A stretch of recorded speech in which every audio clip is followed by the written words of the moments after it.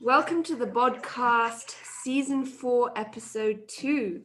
Today we are joined by one of Kenya's top sprinters, Walter Michuki Moenga. Walter holds national records and has represented Kenya across the world, and many of us come across him in multiple gyms across Nairobi. So in this episode, we will find out what got Walter into sprinting. Well, it seems it runs in his family. His training, his accomplishments, his plans, and the trials and challenges of being an athlete in Kenya. Welcome, Walter. Thank you. It's good to have you here. Haven't seen you for a while. We used to see each other more often when we trained in the gyms, but since COVID, we just see people on Instagram.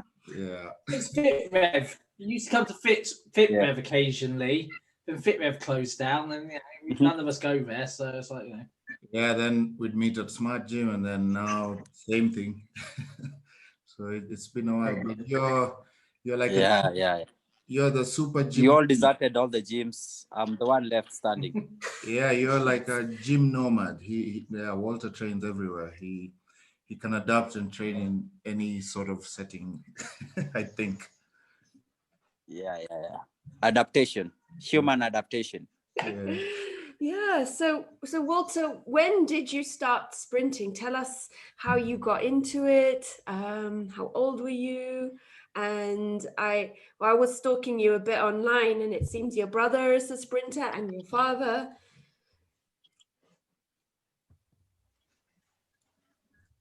Yeah. Hello. Is my internet clear? Sounds clear to me. It's just delayed, but it's clear. It sounds clear. Yeah. It's clear. Okay. Now, myself and our family. Walter Moenga is second born in a family of 5 boys. Wow. And my dad, the only female in our family is my mother and our cow, probably. Yeah. Poor lady. Yeah. So my dad has an history. He's an Olympian, and he's won multiple titles for this country, on behalf of this country. Wow. But my sprinting career started way back in 2010. I cleared high school in 2006, whereby I did nothing in regards to sprinting or something else, to play basketball and rugby in high school. So when I graduated from high school, I joined college and I started playing rugby professionally. In that, I was recruited by Nondescripts athletics team, which is in Nairobi. Later on, I moved to Homeboys Rugby, and we managed to get into Kenya Cup through Homeboys. So in that process, it happened that I got a fracture in my right arm and a dislocation in the thumb.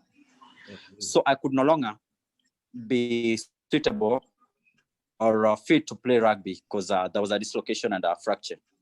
So I decided to move to a less contact sport, which was athletics. And that's how I began my career in 2010, whereby I represented Kenya in the African Championships, which was based in Nairobi, though I never ran, but I was in the team. Then from there, things happened. We went to the Commonwealth Games. I represented Kenya in the Commonwealth. I was in the finals. I also did the World Relays, whereby we came in with an African record, Right. Oh, nice. Of which it was later broken by South Africa. Now we have the national record. Then there is the African Championships. I've also done the African Championships. I've also done the All African Games. Now I'm training for the Olympics, which was supposed to be this year. Now it was postponed due to COVID to next year. Yeah, that's history of me. So a short sneak peek of my life. That's what's your fastest 100-meter time? The 100 meters you run. My first is 100-meter time. I have a Holy 9:96, shit. which was later on disputed because it was a hand-timed. The electronics failed. Right. But the official time is 10:20, 10:06, yeah. They're still rapid. I always thought I was quick when I was at school. I do an 11.27 100 meter, right, which is 11. okay. I don't think I could do it now. It's not okay. Ladies do 11 seconds. Yeah, so I could, a bit of training, if I do 11, sub 11 would be all right. But no, when you're talking about those margins of 1 second, that is like... Yeah, big. Crazy. Yeah. 1 second to sprinting is equated to 10 meters. Is it even realistic? Yeah, it's mental. Yeah. That's... We cover every 10 meters with 1 second or less. Yeah, less. Yeah, you're aiming for less. Yeah. Yeah. So did you guys ever cross paths in rugby, or was that? I didn't play too much in Kenya. When I first came to Kenya, I did play a little bit of nondies. Yeah. But you know, I couldn't commit to training like I used to when I was younger. When I was younger, I could train, play, but with my injuries, you know, I could play a game, and I'm good enough to play probably in most teams. But if you can't train, why would anyone select you? You know, it takes me all week from now at this age. You play a game. It takes me all week to get over my pain to play another game. Recover. So a Tuesday recovery isn't in the cards. To have like a Tuesday training session or Thursday training session. That's not on the cards. I can't train and play anymore. That's why I play invitational games across the world, but I don't. You know. Okay. So Walter, I think we are. Oh, he's disappeared. Nice picture though. I think we are. No, I was. It's okay. I think we're a similar age. How old are you? I'm 33. I just turned 33 like a week ago or two on 20th November. Oh, well, happy belated birthday. Yeah. And yes, we are age mates. So my M-Pesa lines are open. Good one. We will put his number on the screen. Yeah. Yeah. So you started with rugby and then got into sprinting in 2010. Would you say that's, in terms of a sprinting career, is that quite a late start?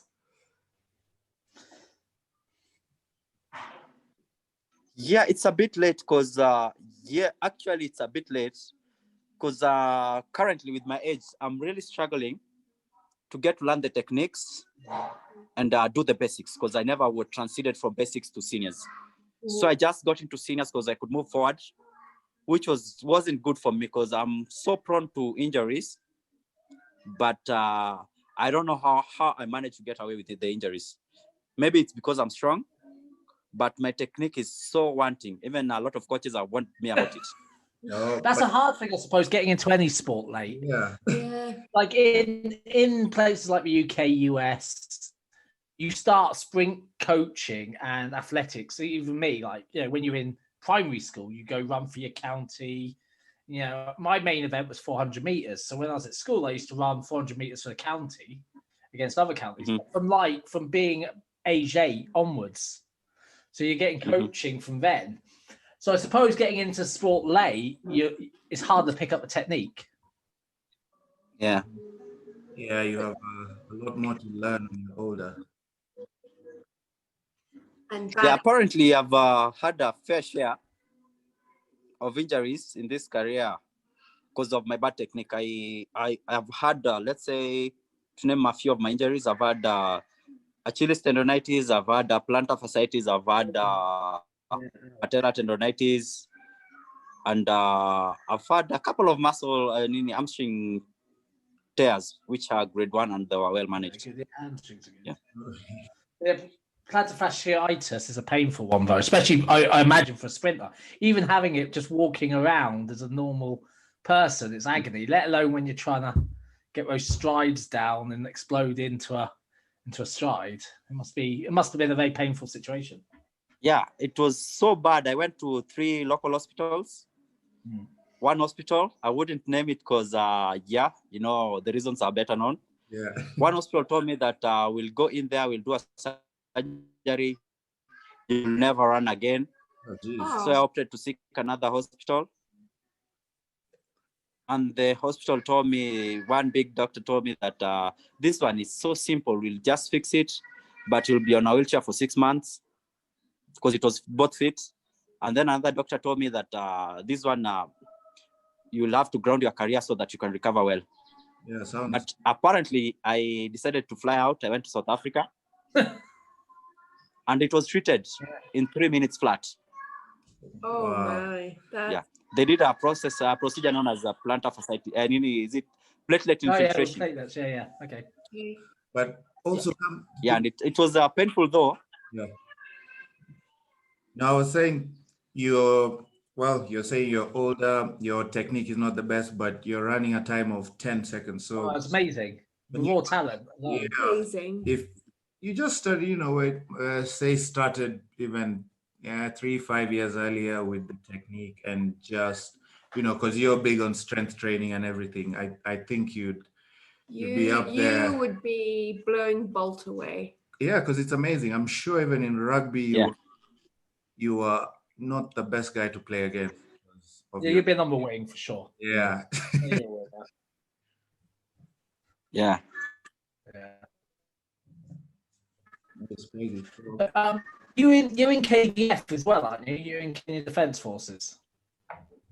Now, the reason why I joined in athletics. So before I joined athletics, after the fracture, now I had to be recalled for duty because I wasn't productive. Yeah.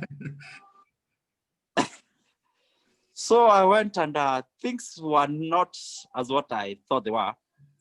What is real? You were deployed, you were like... And missions are real. So I was deployed. Yeah. It was so bad in that where I was deployed, there was no network. And by that time, we were using, I think, 2G or 3G. So we had to give off the phones to people who are going for patrol so that whenever they meet the network, the messages from Kenya will drift in. Oh, and then so when they come back to base camp, we reply. Then the next morning, people who are going on patrol will go with our phones and come back. That's how bad it was. Wow. You're lucky you allowed phones on patrols. When I was in the military, we weren't allowed phones. You hand your phone in before you go on deployment. But no, yes. It was I think among the first deployments that Kenya did. Like real deployments. Oh. And it was Sierra Leone. It was real. Trust me. It's not something that I would wish to experience or I'd advise anybody to experience. You are like... And in war, there's no specific pattern on who's to die or who's to survive. People die, and that's it. People survive, that's it. I managed to be among the ones who survived. Maybe because you're quick. Yeah. Already a sprinter, so... No, there's nothing like... I'm kidding. There's no algorithm that you could use in war. Yeah. True. No, it's... And so how long were you in KDF? I'm still in KDF. You still... but now you're just running for them. Tracksuit soldier. No, I'm still... Actually... Yeah. Okay, I never told you this. I'm a combat engineer. Oh, nice. And I know you understand better what a My combat engineer brother's does. a combat engineer. My dad was a combat engineer, so... We blow stuff up. Okay, right. I was going to ask... Blow stuff up and build bridges over things. That's generally what combat... We build bridges. Our basic role in the battlefield is to actually enhance mobility and survivability of soldiers. Yeah. So that's it. So with the running, you do you're running for KDF and Kenya. Do you have to like serve time in the in the field, or you can just be a Kenyan sprinter and keep your job? No, actually, soldier first. That's the basic primary role. Okay. Whatever I'm doing is just a secondary role. It's just that I'm performing. That's why I'm out here training. Exactly. But if I don't perform, I'll just be recalled back any day. Okay, wow. Gosh, which is a lot of pressure. Which is a lot of pressure when you're actually running. I know. You Wow. have to perform regardless. Especially Yeah. after you said you didn't enjoy the field. I'm sure that's just enough motivation. You're like, all right, yeah, I'm not going. Yeah, bro. Imagine walking for over 50 kilometers because the terrain was all shit and it was raining. Yeah. That's part of the job. Part of the job. I don't think, Leon, you understand what navigation is. But it's a tricky one because I know a lot of what we call in the UK tracksuit soldiers. Yeah. If you're really good at sport, you're Mhm. kind of left alone to just get on with sport. No, that's This is why the soldiers in the UK that play rugby for Bath and things. Mm. But if you get, as Walter says, if you get injured, you're back soldiering, and they're like, well, you got injured, so we're gonna, you've got to now at least do desk duties and stuff. But it's not pressure, but it's keep good. performing. Yeah, now you'll have to perform crazy at the Olympics. Like you have no option. So we're Yeah. do good. The only option is to perform. It's either you perform or go back to duty. Yeah. Jeez. No middle grounds. No. And so, Walter, tell us a bit more about your training. Yeah. I know we've seen you in the gym. You have a great physique. We wanted to convert you into bodybuilding. I just want his calves, but yeah, he's not. Calves. Legs. You can Yeah, give he's- us quads as I well. can sell them to you. He's refused to share his secrets, but it's okay. Wine. We know it's wine, Leon. Training. It's wine. Wine makes big calves. So he's having wine as we record. Yeah. We're joking about it, but we're saying it's for his recovery. So. I love it. I love it. Yeah. So No. tell us more about your training. How do you? Okay, let me comment about my calves. Oh, okay. Sorry?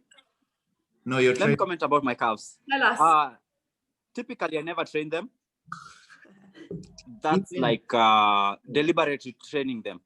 Oh, God. But I usually run. Whenever you're sprinting, I don't run, I sprint. Whenever I sprint, in a day, I could sprint for like 4 or 5 kilometers, sprinting, not running. Wow. Yeah, like Those are like 16,000 steps. Yeah. So sprinting is not about quickness. It's about applying force to the ground. Exactly. The more you apply force to the ground, the more you push. Sorry, Walter. How heavy are you? I'm interested to know. 76 kgs. Yeah, so that's a lot of pressure when you're exploding through the ground to actually put through the calf. Mhm. That's a lot of repetitive force going through that calf. Yeah. So So imagine 76 kgs, holding 76 kgs in one leg, pushing the ground. Yeah. How will the calves not grow? Exactly. and so With like 8,000 steps in each leg. yes. So in you know what to do. I know I'm too heavy It's to. not even steps, they're bound. It's like bounding. It's like jumping Yeah, 8,000 steps. Yeah. on each I'm leg. too heavy to sprint right now. So maybe be in prep. Now, if I try sprinting, I'll just keep complaining about You injure yourself. my knees and. But Yeah. You know what you guys do at the gym? You Yeah. just do 20 reps times 4 sets of seated calf raise or whatever, standing calf raise. And then you expect miracles to work out that your calves will grow. Bro, trust me, it's never that serious, but you are headed nowhere. trust me, I've done even I hop, I jump, I do a lot of calf jumps, hops, like I found about some old school, Arnold and Reg Park, because he helped Arnold grow his calves and he used to do a lot of calf hops and jumps. So I try and incorporate But I that. still think calf's shape, no matter what, the shape of a calf is just genetic. Yeah. The shape. Like The size, you can make your calf bigger, but if it's like mine goes backwards rather than goes out, it still doesn't look as big. You know, you want an heart shape calf, Walter's got it Yeah, all. Walter. I know, I've seen As them. much as It's always the unfair. My older brother's got them. But as much as you're blaming it on genetics. well, no, not so. Sorry? I've got big calves. It's the shape of my calves I blame on genetics. yeah. That's what I blame. My calves are good size. They just don't go out in a nice heart shape. They just go backwards. We're going to look for a picture of your calves for the video thumbnail. Yes. That's the thumbnail of the video. So you guys can understand.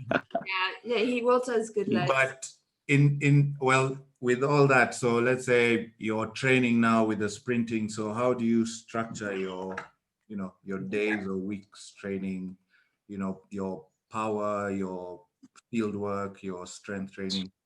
Tell us.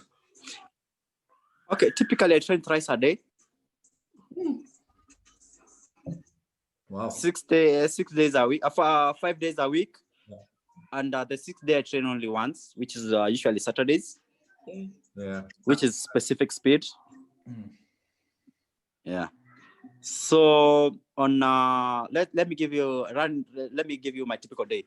I usually start during early morning at around 6. I'm at Kasarani, probably doing speed endurance, or top end speed. Those are 3 different things.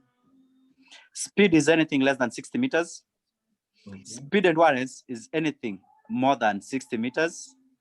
Top end speed is between 40 meters and 60 meters. That's where we normal human being usually hits his peak. Okay. Yeah. So after I've done my speed work in the morning, I rest for like 2 hours, then I hit the gym, whereby I usually do power, strength, or explosive, or rather elastic strength, whereby I incorporate plyometrics. Okay.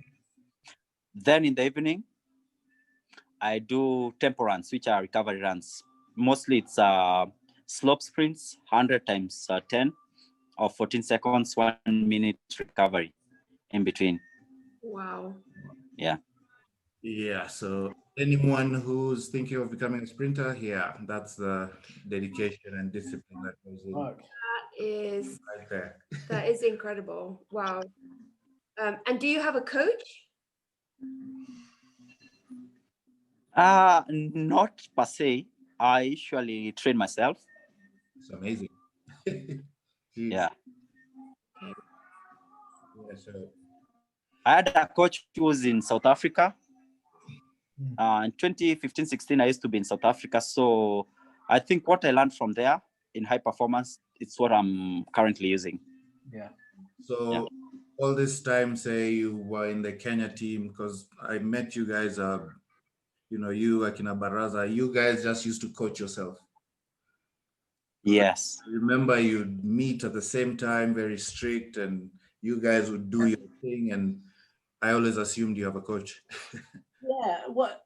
No, it's the discipline, Kenya, dedication, and determination. Yeah, I'm surprised that Team Kenya, like the government, haven't organised coaching, because I know with the distance running, there's lots of coaching and, activity by the government. But I think is sprinting kind of a forgotten part of Kenya's athletics background. Everything's put onto the distance side, and actually the shorter distance and sprinting's kind of forgotten. Yeah, don't involve the government, because the government doesn't give a shit about anything in Kenya. No. They'll only need me when I'm good. Yeah. That's the bitter truth. 100%. Yeah. Yeah, no, 100%. Even the long distance guys, they just do their own errands. They perfect their technique. When they are good, when Kenya has to choose a team to the Olympics or the World Championships, that's when they need you. That's when they come in with good words and small tokens. Yeah. 100%. Token. So it's just self-discipline, Yeah, because I guess they just give you the kit. It's like you guys and the team, you get your kit, and then they're like, all right, see you when you're lucky to get the kit, Leon. You're lucky to get the kit. It hasn't been stolen by everyone. Yeah, if you're lucky to get. Yeah, it's. Let me tell you one thing. Yeah. In 2014, we went to the World Relays. Yeah. So in the first heat, we against, I think, USA, Germany, France, and Nigeria. Those were the big countries in there. So the commentator himself said that Kenya has made a very bad choice to bring in a 4x200 team. apparently even our coaches never believed in us, because our coaches were like, just go, do whatever you can do, and come help us cheer the long distance guys. What? Amazing. What? Yeah, Baraza can tell you this. I was with Baraza, Leon's friend. I think So we went in first three to qualify. First three teams to qualify. We came in third. Oh, behind, I think USA came in first. yeah. Another team. Then we came in third. Now we qualified to the finals. During the finals, the commentator again said that Kenya has won gold medals in all the events that they've competed in the finals. Yeah. What will they bring in? Do Yeah. they have a surviving chance? Of which we had no chance, despite being the only Africans in the final. You know what happened? Yeah. We came in fifth, beating America, USA. Oh, Amazing. Wow. Yeah. on pure dedication. Yeah. Nobody believed in us, even our But coaches. here's the thing, and this is the thing that upsets me most about Kenya. With every sport, Kenya's got so much natural raw talent. I say this to everyone. The government could be harnessing that to improve things for the country as a whole. A bit like some other countries, you improve sport and you get a good feel-good factor and people get behind the country as a whole. Yeah. But it's kind of just like, no, we don't want to help.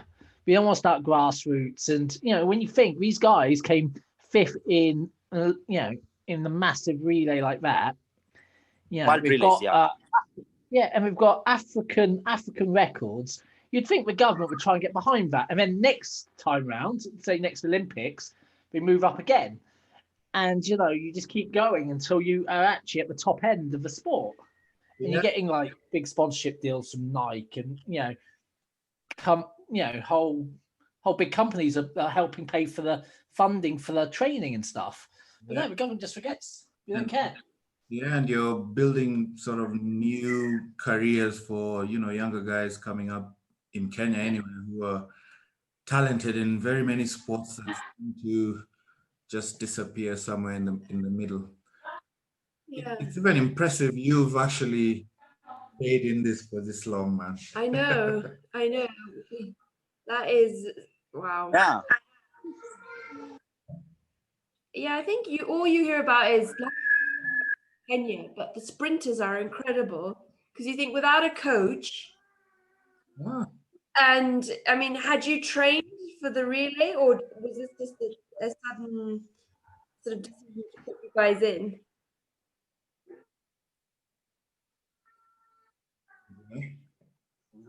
We as Kenyans switch, but when it comes to team training, I think we are given a very small window because a relay event is a very technical event. That you need to know the incoming speed, the outgoing speed. You need what to do when, because we have a very small margin of 20 meters to make all the errors and all the perfections. Yeah.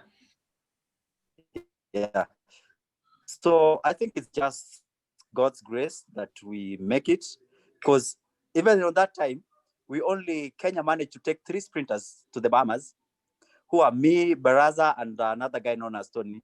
And then we met another American, a Kenyan American, who was born and lived in the US for the longest time ever. Yeah. But we competed with him. We'd never trained together. Actually, we didn't make even the slightest fault. That was the first time for us seeing the guy. And that was the first game for the guy to run with us. Oh, he joined. We'd never met him before. We'd never know. Yeah. So I'm going to run for That's Kenya. my country. That's my country, bro. Yeah, it really it does. And you know what? A relay is supposed to have 6 people. Yeah. 6 people to register, 4 to run. Yeah. In case of any eventualities, you could easily have 2 subs. Yeah. But we were only 3 people. Even the American coach of the kids, who's known as Kanata, who came to compete with us. Yeah. His coach asked us, now, where are your 2 guys that you've been preserving for the finals? You know what we told the coach? There's nobody else. Just work with us. Yeah. It just shows you what you could achieve with the right backing, Yeah. the right support structure in place. What Kenya could achieve. It just blows my mind. It truly does. I mean, to do that, like you say, it's so technical, and to train with someone you don't even know, Yeah. That is just crazy. Yeah, And because I remember when I met you guys, Baraza, and I think even I think Tony. Then Yeah. you guys were training at the prison Yeah. ground, and it's dusty. Yeah. It's not. It's a dusty field. Yeah, It's not even flat. The yeah. surface is very regular. I've shown it to clear, Yeah. and it's bumpy. There's a bit of rock, and I remember I used to come to the gym. And termite holes, everything. That's why you get damaged. That's why you get, have the fasciitis. The ground's all uneven. The twisting of a foot. Yeah, but Yeah. guys used to really sprint fast there, and you're thinking just how much more time they're losing on that bad ground. And you training. Yeah, because in sprinting, you need to apply more energy. The energy isn't supposed to be sucked by the ground. The energy is supposed to come back, like in the Newton's law of motion.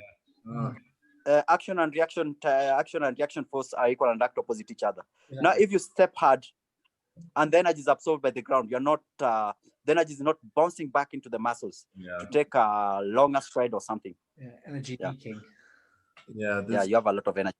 You guys can make a Netflix series from this stories. It would be awesome. You know what? That story's as good as the Cool Runnings bobsled story. I'd love to see a little film about the Kenyan relay team up against the odds, just rocking up to the Bahamas with 3 people.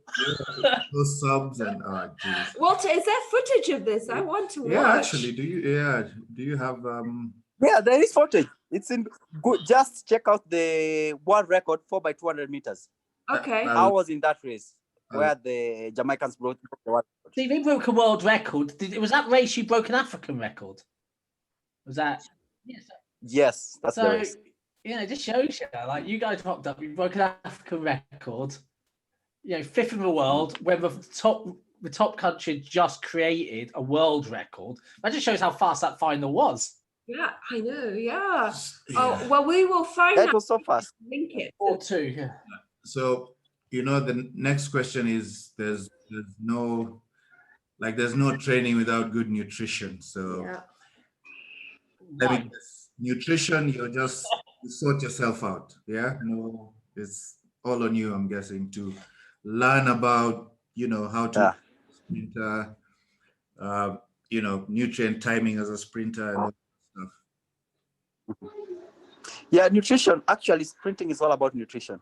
Because if you miss you make the slightest mistake on your nutrition, you are prone to everything: injuries, low energy levels, and your fitness levels. It's all determined by what you put in.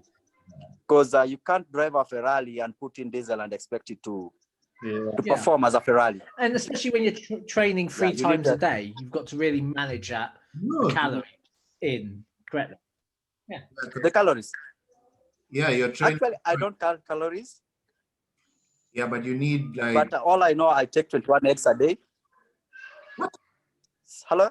21 eggs. You take what? Yeah, I'll share my meal plan with you. Go. Yes. I take 21 boiled eggs, whole eggs. Take us 21 boiled eggs. That's hard to eat. Jeez. Take us through your meal for it, actually. Yeah. Like it's really isn't. So I take 21 eggs. Then my carbs, I get them from. I usually mix oats, sunflower seeds, pumpkin seeds, almonds, and Brazilian nuts, plus a scoop of whey protein, and 21 eggs. That's after my training. That's 1 meal. Not 21 eggs. After with 8 eggs. That's after my training. Yeah. Then the way to the gym, I take 6 eggs plus the same thing and a banana. After training, during training, I take my BCAAs and a lot of electrolytes. Right. Then after training, I take that's usually fish or chicken. That's usually in my bag. Yeah. Then I go home. I have another meal. I go to bed. Then I wake up at around 4-5 for the tempo runs. Then I take another meal. which is a lighter. It mostly comprises of salads and fruits. Then I take my dinner. Then before bed, I take 6 eggs plus casein. You're taking casein on top of 6 eggs. I So you have know. more egg protein on top of eggs. Yeah. Wow, like you must have a chicken farm or a good egg supply. No, like it's that expensive. Sprinting is that expensive.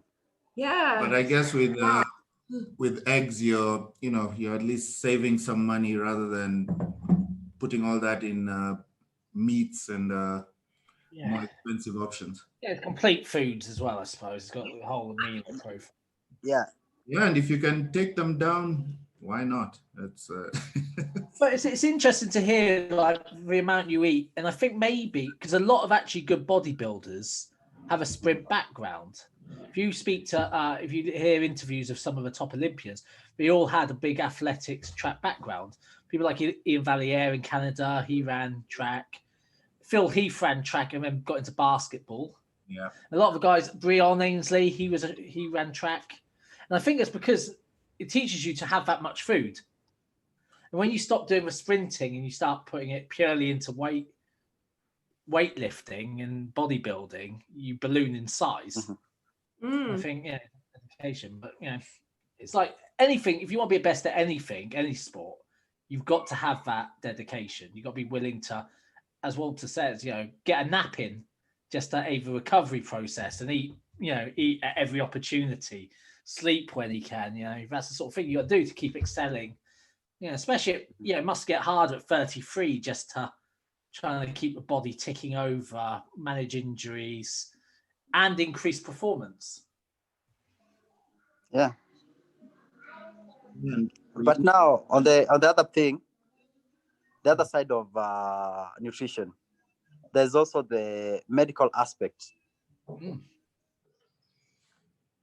Like you need to have a physiotherapy at least one time a week, because you are pushing your body to the optimal, and you need to perform at the optimal level.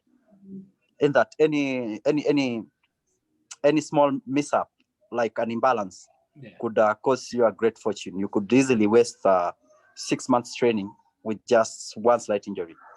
Yeah, true. Which will take you back 6 months. Yeah. I mean,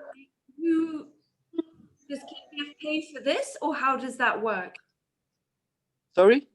KDF pay for your physio, or how does that work? Or do you pay for everything? Yeah, okay. I'm supposed to be covered, but in our hospitals, I'm not that a priority, because somebody comes in with a bullet wound, somebody who needs they won't give me what I want. It's not that they're not good, but there's a difference of medical physiotherapy and sports physiotherapy. Yeah, true. So I prefer going to somebody who's good at sports physiotherapy. Luckily, I have a friend of mine, a very good friend of mine, who's always traveled with me. Nice. And he's very good at what he does. Good. And his name is Altaf Mapara. He has a clinic in Karen and We've had Altaf on the show, on the podcast. No, I didn't realize that. Yeah, that's the guy who sucked me out. Oh, yeah. Amazing. Yeah. Oh, that's a nice connection. Yeah. Well, oh, that's great. Yeah. He's great physio as well, so it's good. Shout out to Altaf. At least you're sorted there, which is good, because physio is not cheap. I was gonna say, I mean, the supplements on top. Are you sponsored by USN, aren't you? Yes, I'm sponsored by USN. And is that sponsorship? They give you the supplementation. They give you supplementation, or is it discounted? Or yeah, they usually take care of my supplementation, as much as it's not that sustainable, but they are doing something, of which I really appreciate. Yeah. Because supplements are very expensive in Kenya. Very, very expensive. It's a fortune in Kenya. Oh yeah, really stupidly expensive. Yeah. Anything little will help for sure. And especially, at your high level of training, you do need, that's where you do protein intake. You come into their own there.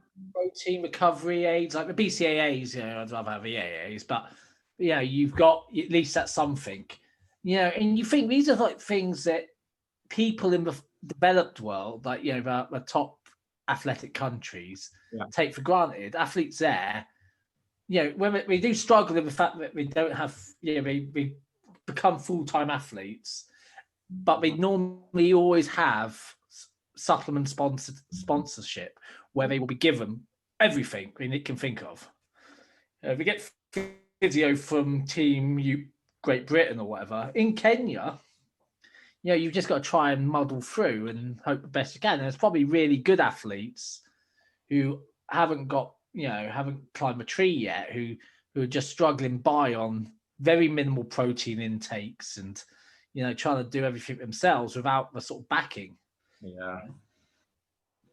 Yeah, you're on your own, really. And, you're on your own, but representing the whole country. When you're succeeding, well, but when you get the injury, everyone forgets. That's when they'll call you our own. Yeah, it's even a good example is King David. You know King David Rudisha? Yeah. He had an injury and nobody cared to date.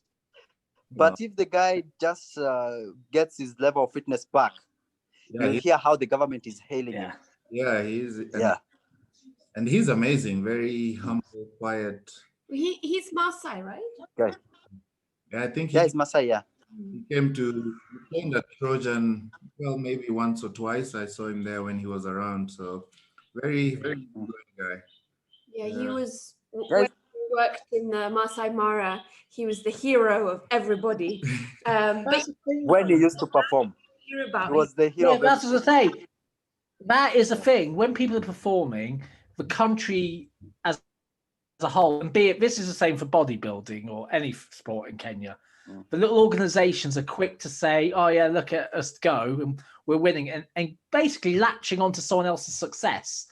Like the Kenyan government, you know, Kipchoge wins a marathon. The government have zero input into his running career. But as soon as he wins, it's like, oh, yeah, the Kenyan government, like, yeah, look at our guy, basically trying to get some sort of credit for someone else's success. Yeah. Oh, jeez. Yeah, that's what's heartbreaking in this country for me. Anyway, I see it and I'm just like, you know, it blows my mind. It really is. I mean, Walter, that must be hard for you. I mean, you've been in the industry for a long time. Does it get you down, or does it motivate you to be better? Yeah, because you're always positive. It's always, like you're just in your zone to perform. Yeah, I've developed a thick skin. Now, in that I don't depend so much on the government, because I know at the end of the day I'll be at the losing end. 100%. So I'd rather go just out there. Whoever is willing to help. I've had friends help. Leon has helped me on my technique on several occasions. Yeah. I've had people like Altaf who's offered to treat me without paying even a cent. Yeah, amazing. Even now, if I call Altaf, I have something nagging in my knee, he'll be like, just come in tomorrow morning and let's see what's that. And it's quite a blessing. I just respect that. Yeah, he's amazing. He goes out of his way to the guy is amazing. Yeah. Like I hurt my psoas, those RDLs, when my psoas seized up.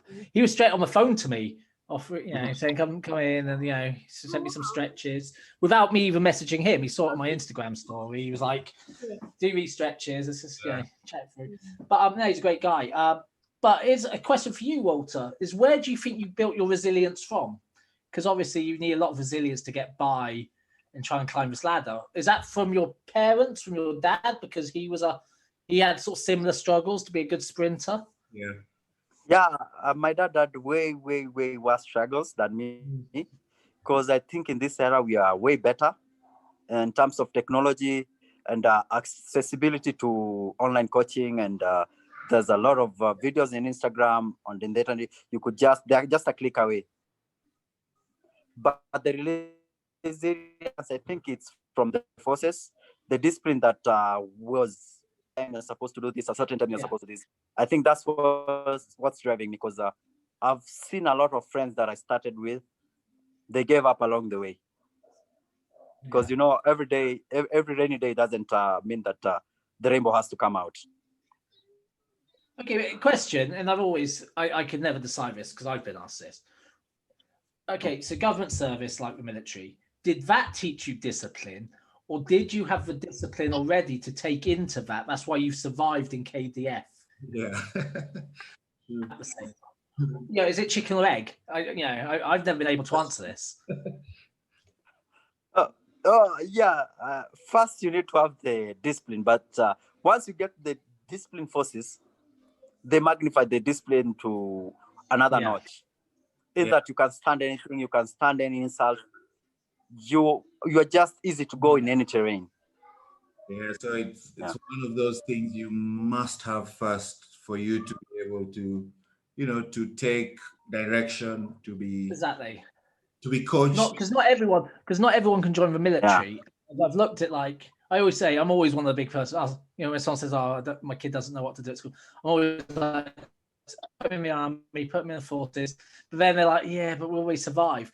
Because you do have to have quite thick skin when you go in, because you are shouted at, you are, cussed out at every opportunity, and you can't buckle and give up. But then, as Walter says, there's that amplification. It's like, if you've already got that, you build on it. You build that resilience, and you build that flexibility. It's like it's almost like extreme coaching. Because you're told what to do. When extreme coaching. You have to do it. You have to listen to your superiors. You just have to be willing to learn and grow. And especially at base camp, boot camp, you are literally told where to be, what to do, when to do it, and you don't get to think for yourself, which is great. As long as you can just go and follow orders, you don't need to think. You just need to survive. Mm-hmm. It's all about survivability. Nothing else. Yeah. It's amazing, man. And for you to have a smooth riding in the military, you have to just say yes, sir. It's that simple. Just say yes, sir. How far, sir? How high, sir? Oh gosh. Yeah. So. Yeah. So, Walter, you've got children? I think I can hear them. Yes, I do. How many kids have you got? Yeah, you can hear them. They are upstairs. Yeah. Official kids too. That's such a Kenyan answer. That's such a Kenyan answer. It's like, official kids, yeah. The ones I know of.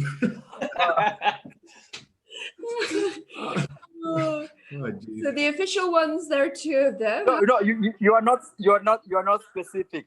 How many kids do I have, or how many kids are with my name? Like, it should be that specific. How do you juggle while being in KDF, doing all your training, and family commitments? How do you juggle family commitments with your KDF commitments and your athletic commitments? Now that's what I call discipline. You have to know, before you step out the house, you need to know that everything is all sorted and nothing is bothering you, because you can't train on a split mind. Yeah. You have to be mentally stable for you to internalize and action on the training, because sprinting is not just going forward. It's an art. But you must also have a strong wife or partner at home to make sure things are ticking along at home, so you don't have that split mind. Yeah, you do. But I think along the way, mentally, she just had to mutate and strengthen herself. She realized, because ladies are so weak. Along the way, she just mutated. But luckily, she found me when I was sprinting. So as she came along, she's the one who infringed into my program. So she had to adjust and suit what I was doing. Yeah, make sure you keep her. If she is willing to sacrifice, you're in a good place. Though she never gets on my way. On my programs, as long as she prepares my meals, I'm good, and I respect her for that. She prepares the 21 eggs. The 21 eggs, jeez. Yeah, I can also do the 21 eggs. It's just like I put them in a jar, let them boil for 15 minutes, then they're good. No nothing, no salt. It's just water and eggs. That's a whole tray. Yeah. I thought we ate a lot of eggs, but Yeah. you've put us to shame, Walter. Yeah. I'm not sure I could eat that many eggs. I don't think my digestion would be as And then happy. boiled eggs. Like boiled eggs. They're not fun. It's Boiled egg. The scrambled egg, I could have probably that many scrambled eggs. Yeah. Boiled, peeling it's a one on its own. Yeah, peeling. Maybe you should just get an ostrich, Walter, because that's like 12 eggs. one big egg. Yeah. Will you facilitate me to get an ostrich farm? Yeah. I got- For you to rear ostrich, you have to have a license from the KWS. Yeah, KWS, yeah. You get one quick. for you, Walter, they'll give you Yeah. You have connections. Yeah, we've got connections to the ostrich egg. But do your kids Like after this, I'll tell you my meal plan. Yeah. Okay. My kids like Do they like running? Sprinting? Do they one that I can see usually dorsiflex while walking. And the other one, probably she's more like her mother. I'm not judging, but I don't think she has a life in the sprinting field. But the other one you can work on early. Yeah. Yeah, I have one that I could work with. Yeah, save him the time, start earlier than you did. technique? Yeah, technique before. Technique. Yeah. Because if you watch my videos carefully, I have an energy leak in between my core. I tend to lean back and I'm all over the place. What keeps me in that line is just the amount of strength that I have. Ah, Yeah. interesting. But lucky for him, I'll just sort that early enough. Exactly. Get it in early doors. Walter, I was going to ask, so when you were in the Bahamas, and I mean, other coaches must have been so impressed with you guys. Has anyone ever tried to not steal you, but get you to join their team, or kind of offered to Come to America, get coaching? Yeah. Yeah. I was offered a citizenship towards the Bahrain, Classic.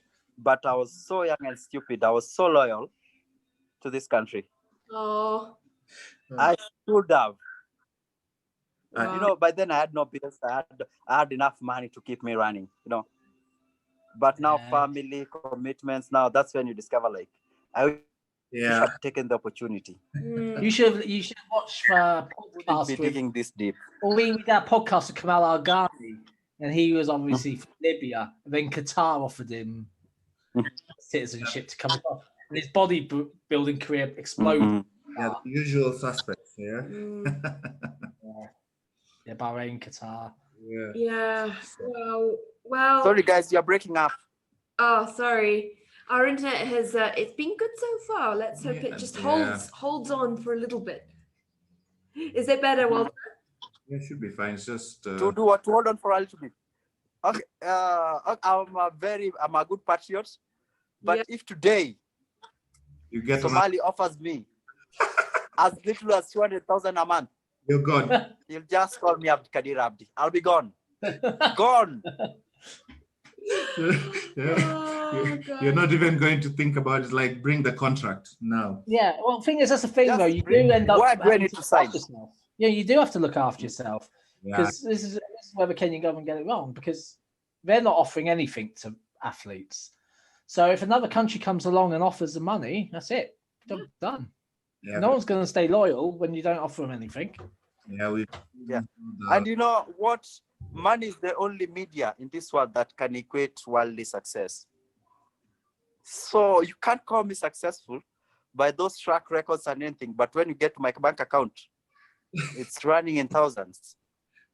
Yeah, because you find a lot of sports guys in Kenya at the end of their careers, guys are struggling, and it's very sad. So you really have to look after yourself financially. Yeah, and for now, I have less than 10 years to make things right. Yeah, it's So you see how time That's flies. why if you do well at the Olympics, you might get some more opportunities be offered to you, and you'd be changing. It'd be Walter Donna of Bahrain. Yeah. Yeah. Yeah, I wouldn't mind. Yeah. But for me to get to the Olympics, I need to do a lot of races so that I could have race sharpness. Yeah. Mm. I need to build up. You can't just take me today and tell me go and compete in the Olympics. I wouldn't have any chance of survival. Yeah. Of which the races are not provided for. Mm-hmm. And if they are provided for, they are hand timed, which are not even significant. Yeah. They should be electronic timed. Yeah. Yeah. So yeah, you need to get out to do international races, like obviously the Diamond Cups and the Diamond League or whatever they have in the UK. Those type of races to. Being a athlete, sports person in Kenya is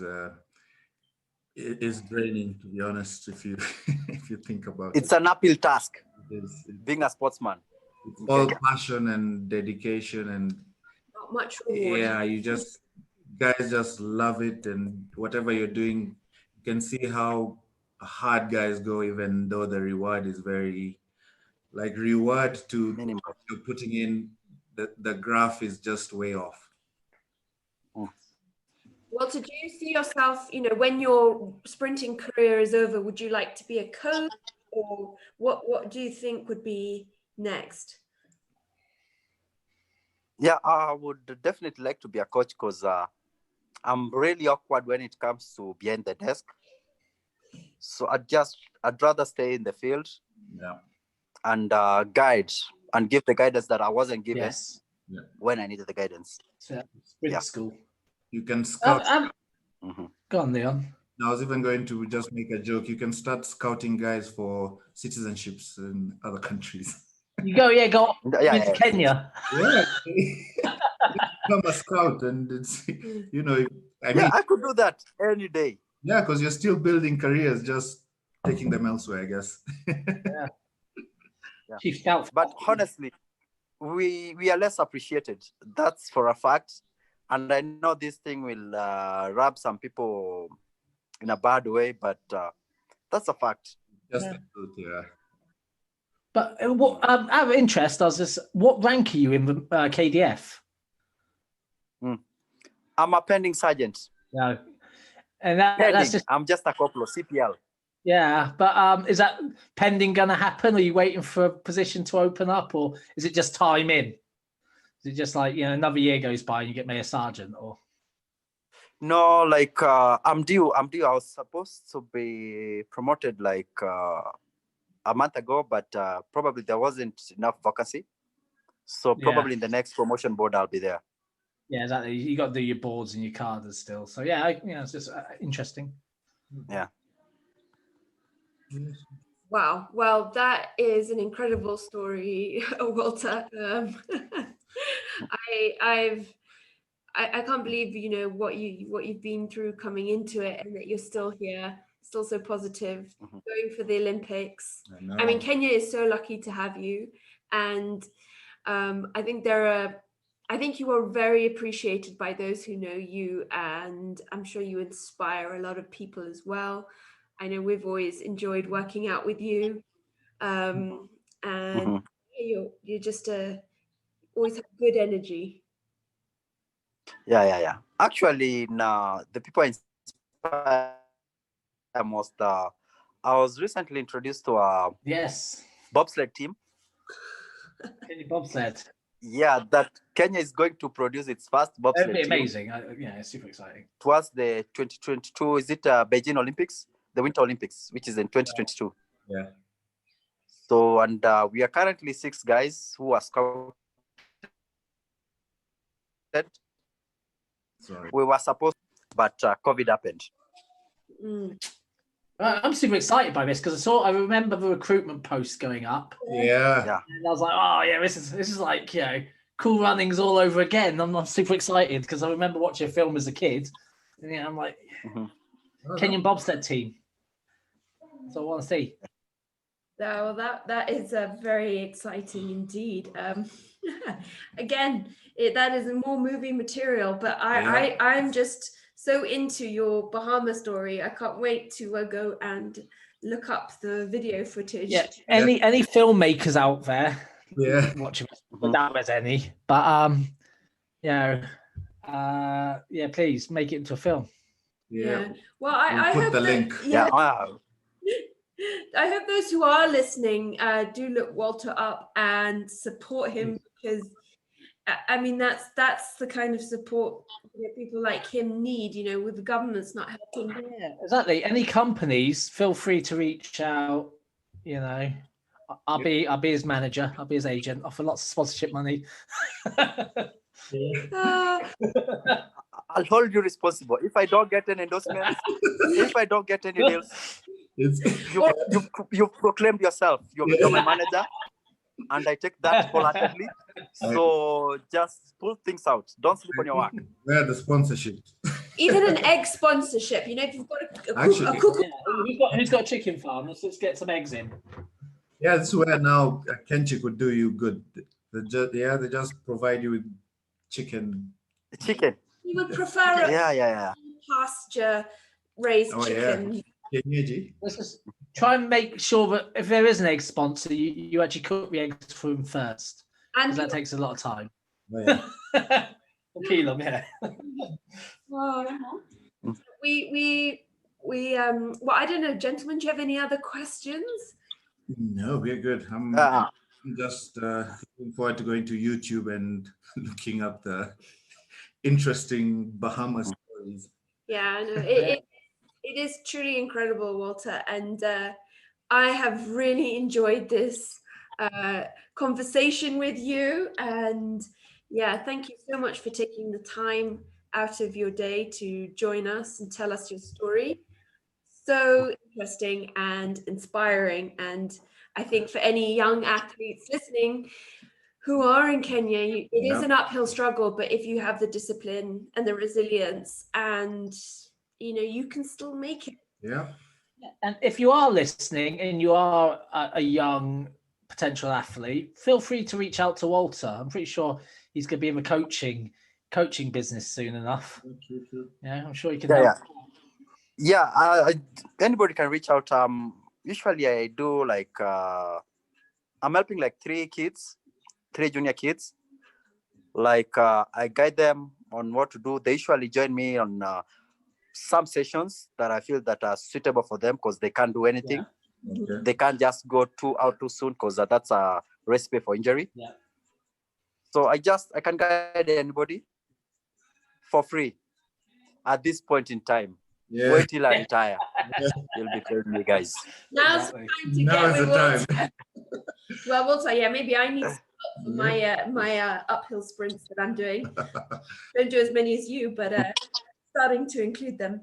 But we will include all Walter's info in the show notes, so that you can contact him, follow him, support him, and we're looking forward to your journey to the Olympics, and we will be supporting you. Yeah. Yeah, the journey to Olympics. My manager is in this forum. So, Mr. Manager, Any sponsors? I'll need more races in Europe. Yeah. I'll need more races in Europe. Come January, I'll need to do the indoors. Yeah. And probably 3-4 track meets that will facilitate my race sharpness. So Nice. as when I get to the Olympics, I won't disappoint you guys.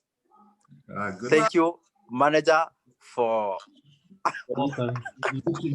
just kidding. Andy, you've got work ahead of you. I got a spare bed here next to me in the UK at the moment. We'll get you out down to Crystal Palace. I guess it depends on how the COVID situation goes off. Yes, I even think in the UK there's not much going on, to be fair, at the moment, athletics wise. Yeah. Anyway, you keep training. It was nice having you, man. Yeah, hopefully we'll maybe you can come and train in our container gym. Yeah, or come on the gym tour to Navasha. Yeah, because he's the gym. Navasha, you're in Navasha. Yeah, you're the gym nomad. So Yeah, I make a plan. I'm a nomad. I go to any gym. I'll make a plan. I'll just pop in, guys. Pop in. We would love to see you. Okay, thank you, guys. Thanks, Walter. Thank That's right, buddy. So, well, that was all right. He got the baton okay. He's running on the inside of his lane. That was the problem. And I think that 2 or 3 steps on the inside, and he's almost infringing on the other athletes, and that's the technical, I think, error that they've picked up on. Oh, there it is. There it is. That's where they went wrong. Yeah. Wallace Spearman, very crisp changeover there. And now we get a glimpse as to what went wrong for the Germans. Well, just crashing to the ground there, real disappointment for them. But this was cruise control from Wallace Spearman. I'm not sure we can read too much into the fact that the Americans' finishing time was over a second adrift of the Jamaicans, because as you can see here from these pictures, as far as he's concerned, he was virtually walking across the line. But great qualifications for the Barbados quartet, and brilliant to see the Kenyans also guaranteed a place in the final as well. They've travelled. Yeah.